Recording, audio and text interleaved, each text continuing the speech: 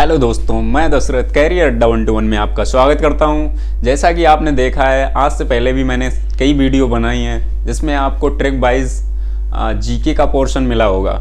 Okay, और आज जैसा कि आप देख रहे हैं, मोस्ट इम्पोर्टेंट टॉपिक आपका बन रहा है कौन सा? बजट। क्या? बजट।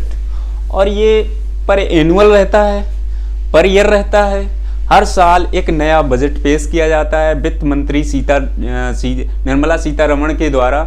अभी वित्त मंत्री कौन है? निर्मला सीतारमण जी हैं, अभी वित्त मंत्री। जैसा कि वित्त मंत्री जो भी होता है वो है पूरी साल का जो लेखा जोखा होता है अपने देश का, तो पूरा लेखा जोखा वो पेश किया जाता है। ठीक है, उसमें क्या करते हैं, इसमें बहुत सारे पूरा क्राइटेरिया, बहुत सारे क्षेत्र आ जाते हैं। जैसे कि कृषि का क्षेत्र हो गया, उद्योग हो गया, छोटे छोटे उद्योग हो गए। ठीक है, इसमें सर्विसमैन भी आ जाते हैं, इसमें परिवहन भी आ जाता है, परिवहन मंत्रालय, जैसा कि हम चर्चा भी करेंगे। और आपको स्क्रीन पे दिख रहा होगा कि हम चर्चा कहाँ करेंगे? बजट से मुख्य तथ्यों पर। और बजट से ये मुख्य तत्व कौन से होंगे? यह जो तथ्य हैं वह तथ्य आपके एग्जाम पॉइंट ऑफ व्यू से ही होंगे। जैसा कि आप देखते हैं हमारे कैरियर अड्डा 121 के चैनल पे आपको वही नॉलेज को डिलीवर किया जाता है जो मोस्ट इम्पोर्टेंट होता है और जो आपकी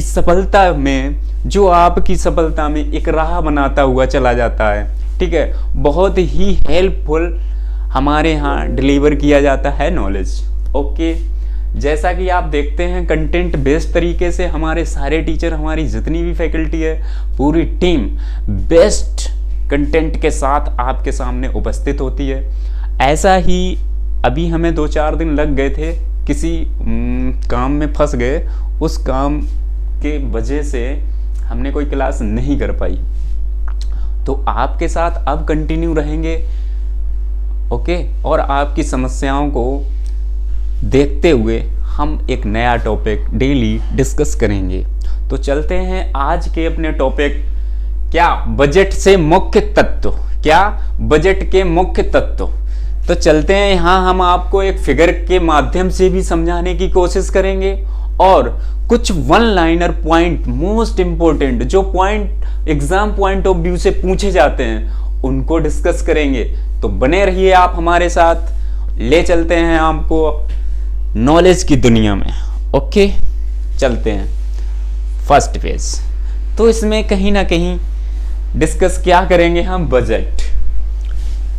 देखो सिंबल काय का दिखाया है, सत्यमेव जयते। क्या लिखा है? सत्यमेव जयते। यही तो इंडिया की पहचान है। आप फॉर्मूले में क्या बताएंगे? यहाँ कलर चेंज कर लो, इसको बढ़ा लो। क्या दिखाओगे, क्या बताओगे? आप अगर इंडियन हैं तो आपको इस चीज का तो ज्ञान होना ही चाहिए।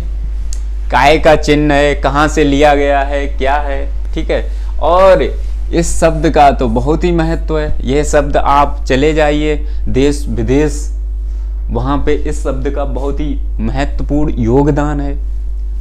जैसा कि सत्यमेव जयते कहाँ से लिया गया है?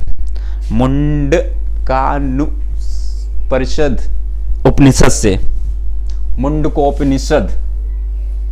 ओके, ठीक है, हम बजट की बात करेंगे। मुख्य विशेषताएं 2024 और 2023 और 2024, यहाँ पर है फरवरी 2023। 2024 दोस्तों क्यों आता है इसमें? 2024 हम तो 23 का पढ़ रहे हैं ना, तो 23 का 24 का क्यों? इसने ऐसा क्यों बोला है कि 2023-24 ऐसा क्यों बोला है? इस शब्द का क्रिएशन हम बताते हैं आपको। यहाँ पे जो है फरवरी में बजट पेश किया जाता है। यहाँ पे फरवरी के फर्स्ट वीक में, फर्स्ट फरवरी से ही बजट पेश किया जाता है, 1 फरवरी को। और ये चलेगा आपका 2023 दिसंबर में तो 3 चलेगा।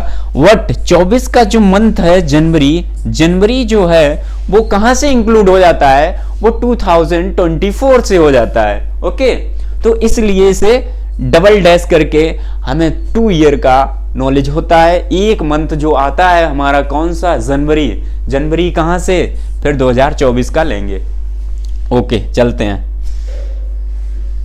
विशेष टिप्पणी करते रहेंगे। बाकी जो भी समस्या हो आप कमेंट बॉक्स में डालते रहें। बाकी कुछ लोग हैं कमेंट भी कर रहे हैं, ठीक है ठीक है। अच्छा हाँ, बजट बेटा, हर साल बजट, एक नया बजट पेश किया जाता है वित्त मंत्री के द्वारा, जो भी वित्त मंत्री होता है। चलो हम चर्चा करते हैं आगे, आइए। अमृतकाल के लिए विजन, अमृतकाल के लिए विजन। अमृतकाल जो है, अमृतकाल का जो टाइम होता है, ये टाइम जो होता है ये 25 ईयर होता है, 25 ईयर, इसमें एक बार। तो पहला ये कौन सा बजट पहला है, ये अमृतकाल का पहला बजट है, अमृतकाल का पहला बजट है। आइए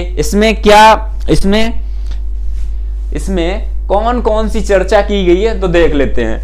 युवा वर्ग पर विशेष ध्यान देते हुए नागरिकों के लिए अवसर। सेकंड जो पॉइंट है, रोजगार सृजन में वृद्धि।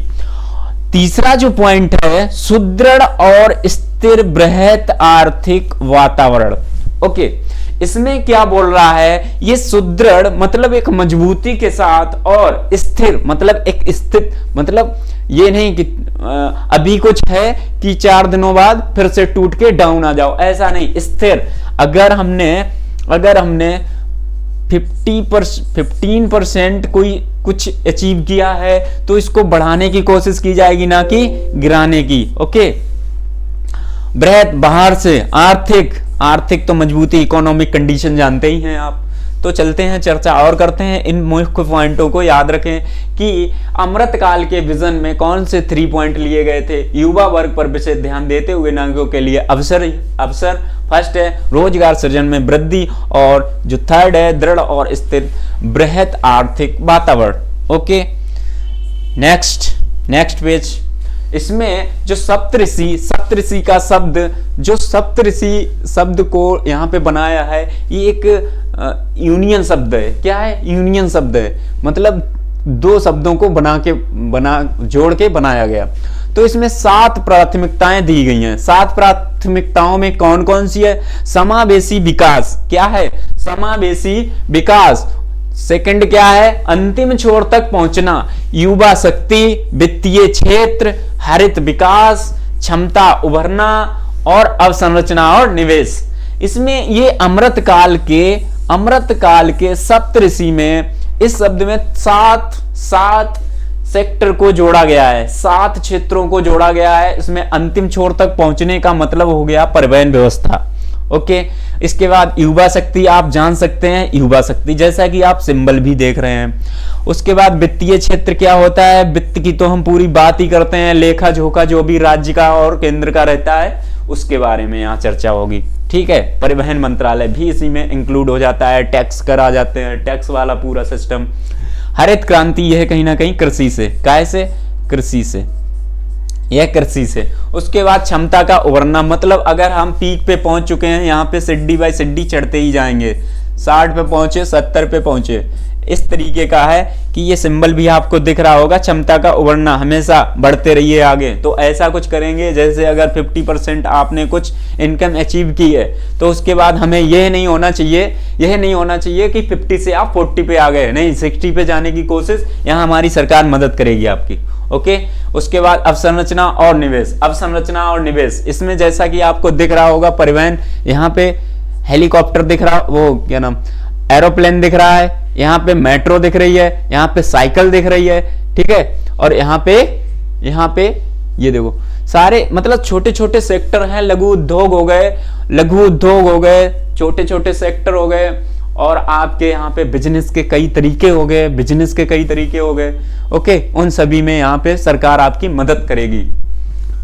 ओके, इन सभी 7 पॉइंटों को आपको याद रखना है। जैसे कि ऑप्शन में आ जाएगा कि कौन सी सप्तऋषि से नहीं लिया गया है, कौन सा ऑप्शन सप्तऋषि से नहीं लिया गया है, तो यहां से 3 उठा के डाल देगा, कोई 3 उठा के डाल देगा। चौथा जो होगा वह आप देख लें। तो हमें सातों माइंड सेट रखना है बेटा, माइंड सेट। दोस्तों यहाँ पे अगर रहोगे आप, आपको सारी चीजें इजीली तरीके से आपके माइंड में मैं सेट कर दूंगा। ओके, चलो, हमें फालतू फिजूल की चीजें नहीं पढ़नी है, हमें उतना ही पढ़ना है। फालतू के ज्ञान को लेके कुछ नहीं होगा। आप ज्ञानी बने रहेंगे, होगा कुछ नहीं। आ जाएंगे रोड पे, घर वाले गाली देंगे, दोस्त समझेंगे नहीं कुछ। ओके, और टाइम भी आपका खराब हो जाएगा। इसलिए हम लिमिटेड चीजें देखेंगे। आइए चलते हैं। एक बात और होती है, कुछ लोग ये भी पूछते हैं भाई पैसा आता कहाँ से है, कहाँ जाता है। इस पे भी हम चर्चा कर लेते हैं। छोटी छोटी पॉइंट को मैंने एक फिगर में आपको वेन डायग्राम जैसे बनाते हैं, उस तरीके का एक फिगर बना के आपको सिंपल तरीके से समझाएंगे। ओके, आइए बने रहिए हमारे साथ। कहाँ से, पहला ये हेडिंग क्या पड़ी है कि रुपया कहाँ से आता है। रुपया कहाँ से आता है? 34% जो आपका है ये कहाँ से? ऋण से। ऋण मतलब उधार देना, उधार देना। वहां से चुकाया गया, वहां से चुकाया गया तो ऋण का हो गया। ठीक है, यह टैक्स हो गया, यह टैक्स। कौन सा? यह टैक्स हो गया। टैक्स से 15% वसूली हुई है। उसके बाद केंद्रीय उत्पादक शुल्क। केंद्रीय उत्पादक शुल्क जो केंद्र में उत्पादन होता है उसका शुल्क जो है 7% रखा गया है। यहाँ निगम कर जो है, निगम कर जो है उसे 15% रखा गया है। कितना बेटा? 15% रखा गया है। उसके बाद आइए वस्तु एवं सेवा कर, यह भी एक टैक्स है। जैसे कि हम देखते हैं जीएसटी उस तरीके का एक कर, ये 17% यहाँ से इनकम होती है। उसके बाद देखते हैं इनकम का सोर्स। सरकार के पास इनकम का सोर्स कहाँ कहाँ से? सीमा शुल्क, सीमा शुल्क, बॉर्डर कर, बॉर्डर टैक्स, ये बॉर्डर टैक्स यहां से 4%, कितना? 4% यहां से। फिर ऋण रहित पूंजी प्राप्तियां, ऋण रहित, यह उधार ना देने के बाद जो लिया जाता है 2% यहां से इनकम का सोर्स बनता है, और 6% कर रहित, टैक्स लेस, कितना? 6%। तो इन पॉइंटों को आप मोस्टली याद रखेंगे कि पैसा कहां से आता है सरकार के पास और कहां जाता है। ये देखते हैं, जाने वाला देखते हैं, ये लो, ये भी हम ग्राफ के माध्यम से ही देखेंगे। ओके, ग्राफ के माध्यम से देख लेंगे। इसे यहां रख दो। तो रुपया कहां को जाता है ये भी देख लेंगे। रुपया कहां को जाता है। तो स्टार्ट करते हैं यहां से। पेंशन में जो पैसा जाता है, पेंशन में जो रुपया जाता है तो वो 4% जाता है। कितना दोस्तों? 4%। 20% जो है ब्याज भुगतान। भाई सरकार है, कहीं से लेगी पैसा या नहीं लेगी? आप लोगों को पैसा, loan, home loan, tax loan, ये एजुकेशन लोन कहां से प्रोवाइड कराती है? गोल्ड लोन, ये सब कहां से उठाती है पैसा? उसको भी तो देना है। तो वहां टैक्स भी तो देना है, ब्याज भी तो देना है। यहां अगर हम इंटरेस्ट नहीं देंगे, क्या कोई दूसरा आपको विदाउट इंटरेस्ट के पैसे देगा? नहीं। यहां तक कि आजकल रिश्तेदार नहीं देते हैं। सरकार कहां से देगी? तो सरकार ने जहां से लिया उसको भी तो देगी इंटरेस्ट। तो इंटरेस्ट में चला जाता है 20%। उसके बाद जो बचा है केंद्रीय प्रायोजित योजनाएं। केंद्रीय, ये सेंटर में कुछ प्रायोजित योजनाएं निकलती रहती हैं, तो उन योजनाओं में 9% जो हमारी इनकम का स्रोत जो है वो 9% वहां चला जाता है। ओके, उसके बाद सब्सिडी में देख लो, ये इन्वेस्ट कहां हो रहा है? सब्सिडी में देख लो, आया पैसा, सिलेंडर लिया आपने 1050 रुपए का सब्सिडी अगर आपको पहले तो मिलती थी, हमें अभी तो नॉलेज नहीं है कितना मिलता है सब्सिडी में। सब्सिडी यहाँ भी मिलती है। गैस सिलेंडर हो गए, छोटी छोटी चीजें होंगी उसमें सब्सिडी, फिर बड़े बड़े लोन हो गए उसमें सब्सिडी। तो वहां कितना? 7% आपका वहां इन्वेस्ट हो जाता है। उसके बाद डिफेंस में 8% खर्च हो रहा है, डिफेंस में 8%। फिर केंद्रीय क्षेत्र की योजनाएं जो रहती हैं उसमें कितना? 17%। उसके बाद वित्त आयोग अन्य अंतरण में कितना? वित्त आयोग और अन्य अंतरण में कितना? 9%। उसके बाद करों और सीमा शुल्क में राज्यों का हिस्सा जो राज्यों का हिस्सा रहता है वो कितना 18%, कितना 18%। उसके बाद अन्य व्यय हो जाते हैं, अन्य खर्चे भी होते हैं, बहुत सारे खर्चे होते हैं, नहीं गिना सकते। तो सरकार के पास भी खर्चे होते हैं, तो उसमें 100% हो जाता है। तो देख लेते हैं कितना हुआ, 18 हुआ था, 20 और 4 8 9 9% दो जगह हो गया, 8 8 दो जगह हो गया, ये लो 8, ठीक है। उसके बाद 7%, 29 7 8 17 ओके, 9 18 8 4 ओके। चलो देख लेते हैं क्या 100% हो गया, क्या 100% हो गया।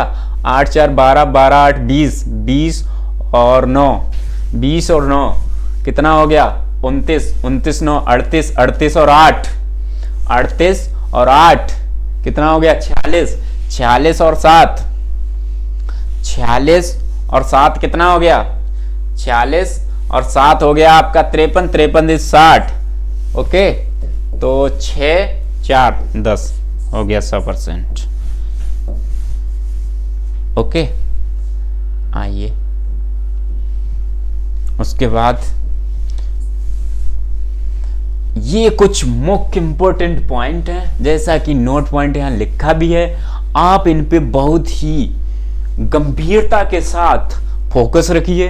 मैं समझाता हूं कि कहां कहां कितना बजट पास हुआ है। ओके, तो धनराशि जो है वो कितने लाख करोड़ आवंटित की गई है, जैसा कि विशिष्ट मंत्रालयों के लिए आवंटित धनराशि। आइए चलते हैं, पहला हमारा है रक्षा मंत्रालय, डिफेंस मिनिस्ट्री जो है उसके लिए 5.94 लाख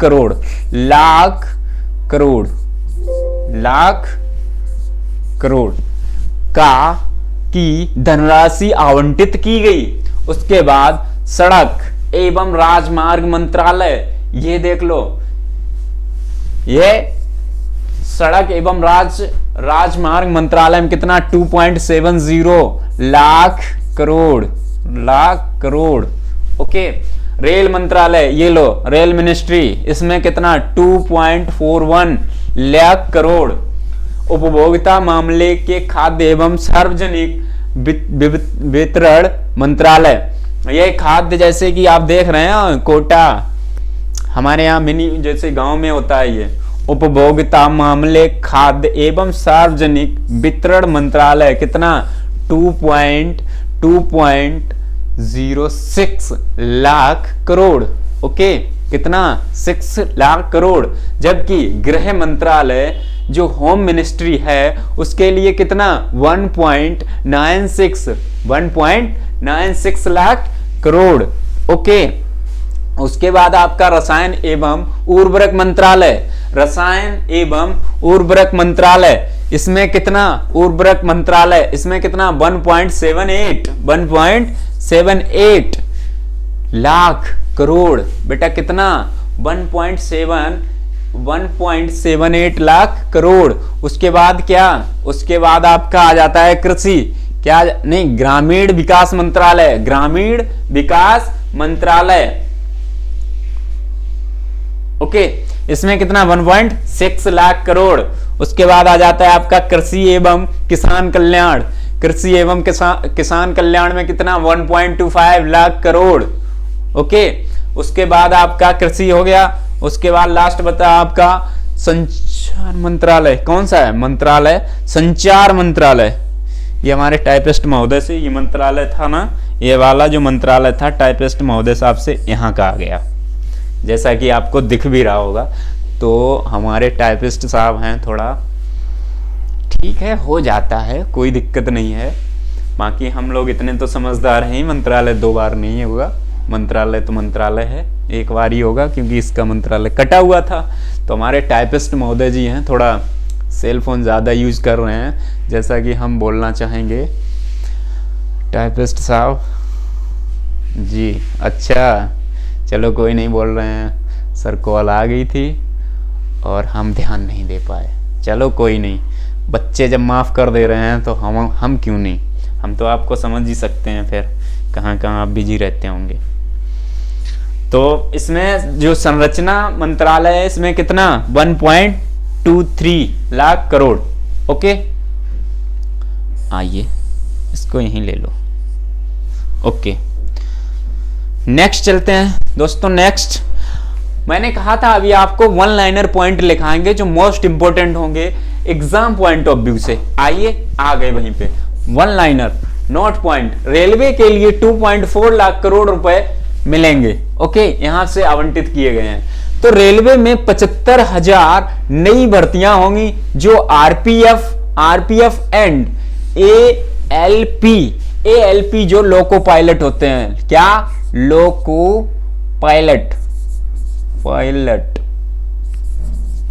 ओके, तो वही लोग तैयार हैं, जी जान से लग जाएं इसमें। टेक्निकल वैकेंसी है, बहुत अच्छी अपॉर्चुनिटी है। और हमारे युवा देख रहे हो यहाँ, जैसा कि देख रहे हो कितनी सारी भर भर के वैकेंसी आती हैं और आप लोग बोल देते हैं वैकेंसी नहीं है, ये नहीं है, वो नहीं है, पढ़ना है नहीं। ठीक है, इसलिए ये सब मत बोला करो। और आप ध्यान दो, सरकार बहुत कुछ करती है, हर साल ऐसी अपॉर्चुनिटी के साथ आती है। वित्त मंत्री निर्मला सीतारमण जी को धन्यवाद बोलो और लग जाओ अपनी तैयारी में।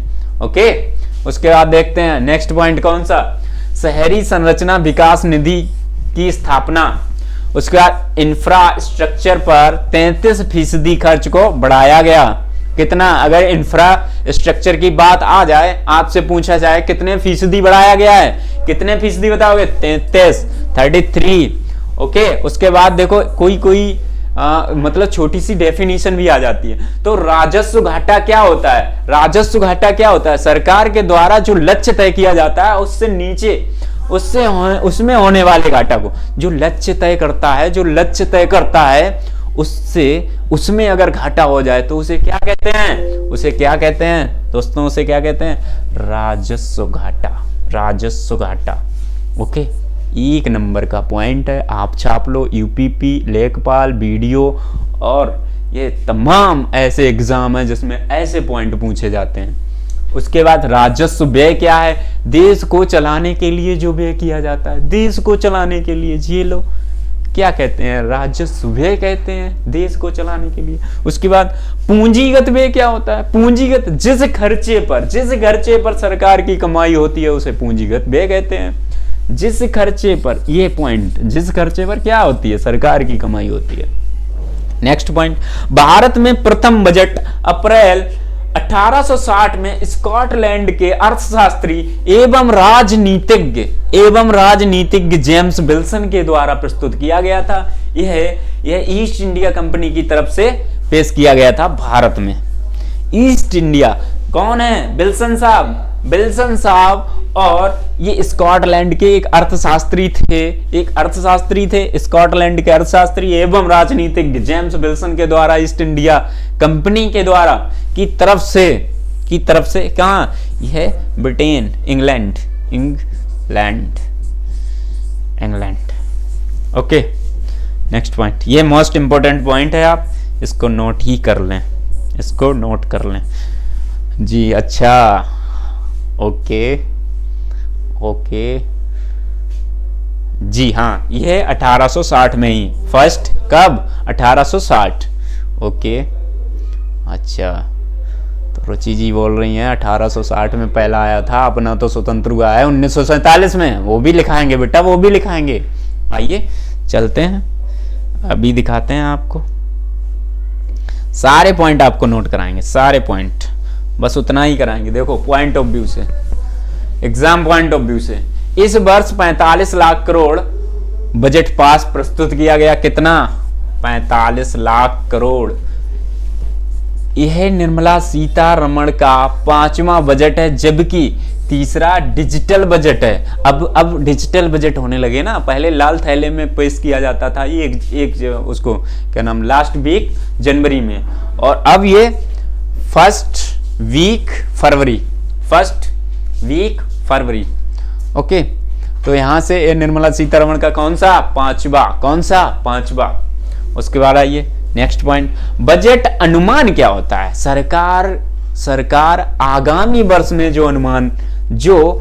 सरकार आगामी वर्ष के लिए कमाई का खर्च का अनुमान देती है, उसे ही बजट अनुमान कहते हैं। आगामी वर्ष में होने वाले खर्च को जो अनुमानित किया जाता है सरकार के द्वारा, उसे ही क्या कहते हैं? अनुमानित बजट कहते हैं। Okay, next point, rail budget को 2017 से आम बजट के साथ पेश किया जाता है। इससे पहले जो था यह आम बजट से अलग था, यह आम बजट से अलग था। 2017 डेट याद रखना, क्योंकि मोस्ट इंपोर्टेंट पॉइंट बन जाता है। ओके, आम बजट से यह अलग था पहले। ठीक है, नेक्स्ट पॉइंट, सबसे अधिक बार बजट पेश किसने किया था? कौन थे वित्त मंत्री? हमारे मोरारजी देसाई साहब। यह मुख्य मोस्ट इंपोर्टेंट पॉइंट है, मोस्ट इंपोर्टेंट, स्टार बना लो, स्टार, मोस्ट इंपोर्टेंट पॉइंट। कितनी बार? 10 बार पेश किया गया था, 10 बार इनके द्वारा। बजट शब्द का उल्लेख जो है वह हमारे संविधान में नहीं है। मुख्य इंपोर्टेंट पॉइंट पूछा जाएगा ऑप्शन, क्या बजट शब्द संविधान में उल्लेखित है? पहला ऑप्शन आएगा नहीं है, दूसरा आएगा है, तीसरा आएगा किसी अनुच्छेद के द्वारा इसे दर्शाया गया है, चौथा कुछ और आएगा, तो आप कुछ और नहीं। तो ये आप पॉइंट याद कर लें। Okay, next 301। ओके, इधर आइए, मुख्य पॉइंट। इसमें स्वतंत्र भारत का, देखो बेटा अभी आप बात कर रहे थे जिसकी, वो आ गया पॉइंट। 47 में बजट जो था षणमुखम शेट्टी साहब ने प्रस्तुत किया था स्वतंत्र भारत का, जबकि गणतंत्र भारत 1950 में जॉन मथाई जी ने प्रस्तुत किया था। यह रेल बजट था। उसके बाद पहली महिला कार्यवाहक वित्त मंत्री इंदिरा गांधी जी, जिन्होंने बजट पेश किया था। कौन? ये कार्यवाहक थी, ये प्रधानमंत्री भी थी उसी टाइम, तो इन्होंने, ये कार्यवाहक महिला थी, वित्त मंत्री का भी इन्होंने लेखा जोखा संभाल रखा था उस टाइम। चलो नेक्स्ट, पहली पूर्णकालिक और सर्वाधिक बार पेश करने वाली महिला, बजट को पेश करने वाली महिला कौन है? निर्मला सीतारमण जी बनी। कैसा? पूर्णकालिक और सर्वाधिक बार महिलाओं में अगर पूछा जाए तो निर्मला सीतारमण जी को लगाएंगे। वैसे अगर पूछा जाए तो सबसे अधिक बार किसने बजट पेश किया? सबसे अधिक बार किसने? मेरे वित्त मंत्री कौन थे? बताओ, अभी तो बता के गए हैं। बिल्कुल, गुड, मोरारजी देसाई जी। ओके, आइए नेक्स्ट पॉइंट, विश्व की 5वीं अर्थव्यवस्था भारत की बनी ब्रिटेन को पीछे छोड़कर, जबकि 2014 में ये 10वें स्थान पर थी। कहां पे? 10वें स्थान पर। तो इंप्रूव हो तो रहा है। कौन कह रहा है इंडिया नहीं बढ़ रहा है? इंडिया तो बहुत आगे निकल रहा है। यह लो 14 से आप चले जाओ, कितना 23 आ गया, 9 वर्ष में यह लो इम्प्रूवमेंट। अच्छा, अमृत धरोहर किसे बोला? अमृत धरोहर के माध्यम से देखो, आर्द्र भूमि संरक्षण के लिए 3 वर्ष पारित किया गया। भारत में रामसर साइट कितनी है? 75 हो चुकी हैं, जबकि सर्वाधिक तमिलनाडु में है। ऑप्शन इसमें एक ही क्वेश्चन में 3 क्वेश्चन, जबकि 2014 का अगर पूछा जाए मात्र 26 थी। Okay, next point. आइए अब बात करते हैं सभी के लिए जो सुविधाएं आती हैं, उन सुविधाओं में से ये सारी सुविधाएं देख लेते हैं क्या क्या था। ग्रामीण घरों के लिए 9 करोड़ पेयजल कनेक्शन के लिए पास किए सरकार ने। ओके, सभी के लिए जो सुविधाएं, पीएम किसान के तहत 11.4 करोड़ से अधिक किसानों के लिए 2.2 लाख करोड़ नकदी अंतरण। इसके बाद PMSBI और PMJJY के तहत 44.6 करोड़ व्यक्तियों के लिए बीमा कवर। क्या? बीमा कवर कितना? 44.6 करोड़ लोगों के लिए क्या? बीमा। ये उपलब्धियां समावेश विकास की हैं। समावेशी विकास में कौन कौन सी उपलब्धियां हासिल की? उसके बाद आइए, पीएम के तहत 11.7 करोड़ पारिवारिक शौचालय। यह देखो हाथ धो रहा है, बच्चा हाथ धो रहा है। उज्ज्वला के तहत 9.6 करोड़ एलपीजी कनेक्शन दिए। देखो यह उपलब्धियां हासिल की तो है समावेशी में। और देखिए 102 करोड़ व्यक्तियों के लिए 220 करोड़ कोविड टीके का प्रावधान था, और जैसा कि अचीव भी किया, 102 करोड़ लोगों को लगा के इन्होंने लाभ भी उठाया। उसके बाद 47.8 करोड़ पीएम जन धन बैंक खाते योजना, ये जीरो बैलेंस वाला, जीरो बैलेंस यह जीरो बैलेंस वाली जो सुविधा थी, कितने 47.8 करोड़ लोगों ने इसकी फायदा उठाई। यह लो, क्या नहीं अचीव कर रहे हैं, समावेशी विकास हो तो रहा है। उसके बाद मैंने आपको यह कवर बता ही दिए, बीमे कवर। उसके बाद चलिए देखते हैं नेक्स्ट पॉइंट, मुख्य पॉइंट इंपोर्टेंट है। उसके बाद चलिए रिबेट में जो आता है, इससे एक तो रिबेट होता है, एक सीवेज होता है, सीवेज। ओके, इसको हम मुख्य पॉइंट अच्छे से समझाएंगे, ठीक से आप कंसंट्रेट रहिए और इस चीज को अच्छे से समझ लीजिए, नहीं तो आपके माइंड से ऊपर निकल जाएगी। आइए, इसमें बोला गया है नई व्यवस्था में आयकर छूट के लिए आय सीमा को 5 लाख से बढ़ाकर 7 लाख कर दिया गया है। कितना? 2 लाख बढ़ा दिया गया है। बच्चा यह जो पॉइंट है उसे समझ लीजिए। पहले क्या था, पहले 5 लाख तक आपका इनकम का जो सोर्स है, उसमें 5 लाख अगर आप कमा रहे हैं तो आप पे टैक्स लेस इनकम होती है। ये कैसी होती है? Tax less. 5 लाख जैसा कि आप वेतन भत्ते किसी छोटे लघु उद्योग से कमा रहे हैं, छोटे छोटे उद्योग जैसे गांव में होते हैं, ट्रैक्टर ट्राली समर हो गया, छोटे छोटे और उद्योग हो गए, छोटा सा बिजनेस हो गया, ठीक है, उससे अगर आप कमा रहे हैं 5 लाख तक एनुअल, ये प्रति वर्ष, वार्षिक,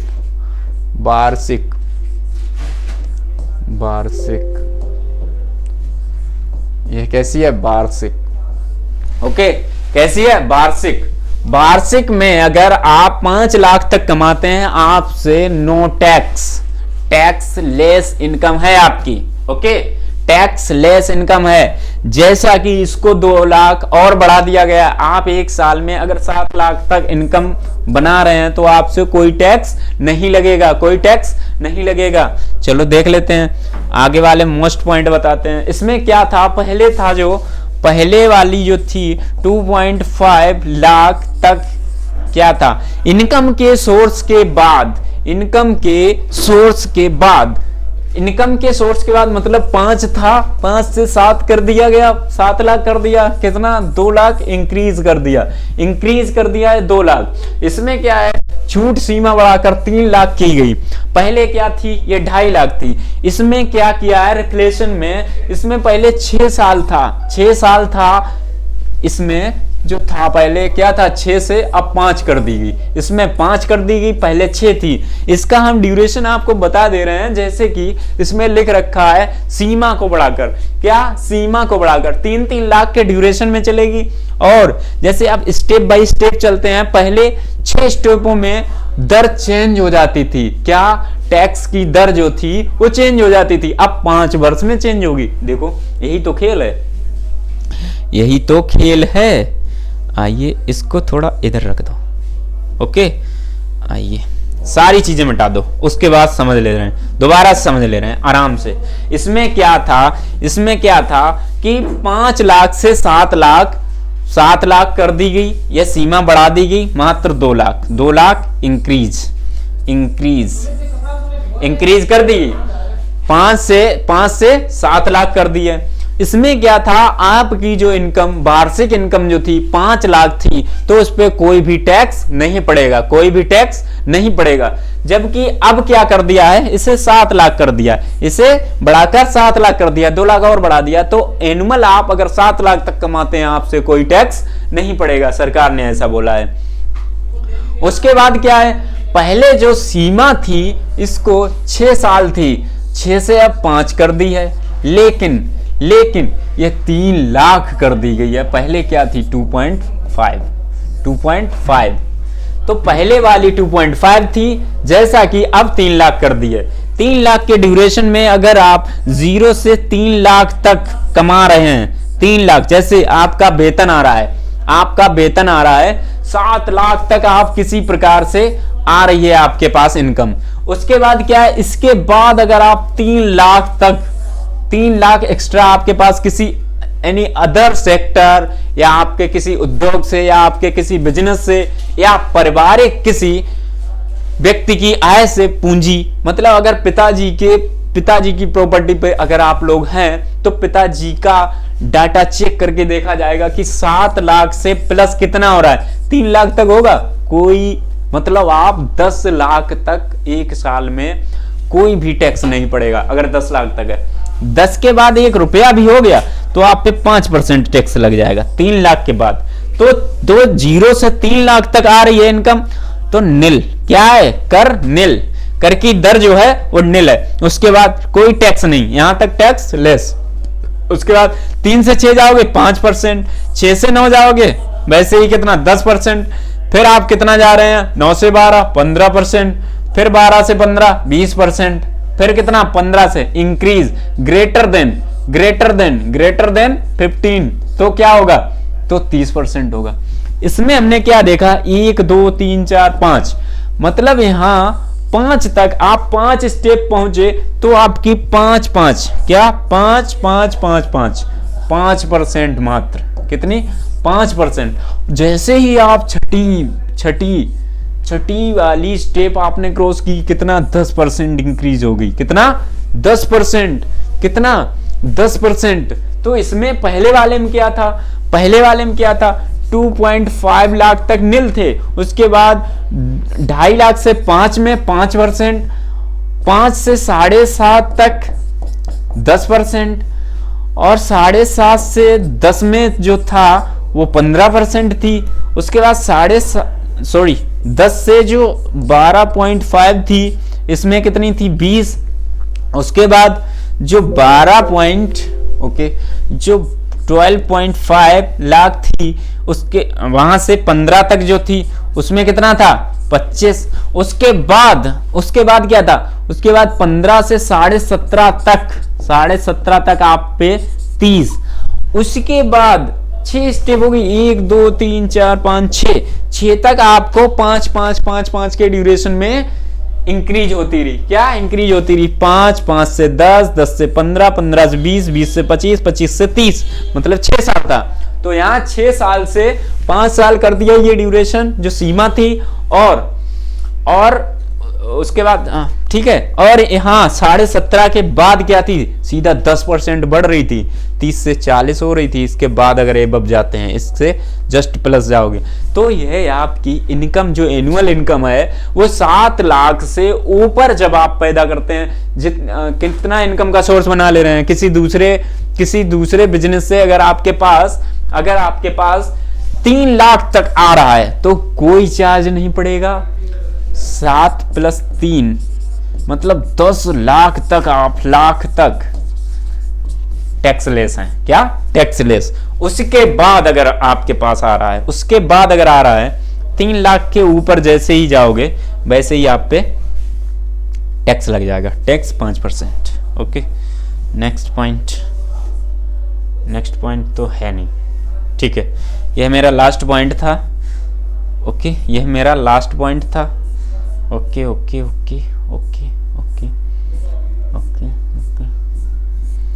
लास्ट पॉइंट था। ओके, यहां हमने तो दोस्तों आशा करते हैं कि आज का जो सेशन है आप सभी को बेहद पसंद आया होगा और आपने बहुत ही अच्छे तरीके से इसे अपने माइंड सेट में सेट किया होगा, क्योंकि हमने एक एक पॉइंट आपके सामने डिस्कस किया है, एक एक पॉइंट आपके सामने देखा, कितने अच्छे तरीके से, कितने बेस्ट तरीके से समझाने की कोशिश की। जैसा कि मैं ये भी उम्मीद लगाऊंगा कि आप सभी को अच्छे से समझ में भी आया। तो आप सभी से मैं यही आशा करता हूं कि आप सभी हमारे द्वारा जो डिलीवर किया जाता है कंटेंट, उस पे आप खरा उतरें और अच्छे से अपनी जोरदार तरीके से तैयारी करते रहें। बाकी आपको कैरियर अड्डा 121 की तरफ से बेस्ट कंटेंट के साथ, बेस्ट फैकल्टी के साथ आपको कंटेंट डिलीवर किया जाएगा। तो मैं नेक्स्ट टाइम आपके लिए कुछ अच्छा सा टॉपिक लाऊंगा, और यहाँ से एग्ज़ाम पॉइंट ऑफ व्यू से बहुत सारे क्वेश्चन आते हैं, तो इसलिए आप रिवाइज करते रहिए, डेली कंटिन्यू अपनी स्टडी को जारी रखिए और आने वाली वैकेंसियों में अपना स्थान ग्रहण करें। जैसा कि आप लोगों की उम्मीद और सपने हैं, तो अपने और अपने परिवार के सपने साकार करने के लिए आप हमसे जुड़े रहिए, और मैं आपकी सेवा में तत्पर उपस्थित रहूंगा। और आप सभी का जो प्यार मिल रहा है उसको मैं तहे दिल से शुक्रिया बोलूँगा, क्योंकि बहुत आप लोगों ने बहुत अच्छे तहे दिल से हमें अपने लक्ष्य के लिए जी हाँ आप हमें अपने लक्ष्य के लिए बेस्ट टीचर का सपोर्ट भी किया है। कहीं ना कहीं ऐसे कमेंट भी आए हैं, और मैं यही चाहूँगा कि आप लोगों की इस उम्मीद पर मैं खरा उतरूँ। तो ठीक है दोस्तों, आज के लिए इतना है काफ़ी। ओके, मिलते हैं नेक्स्ट टाइम। जय हिंद, जय भारत।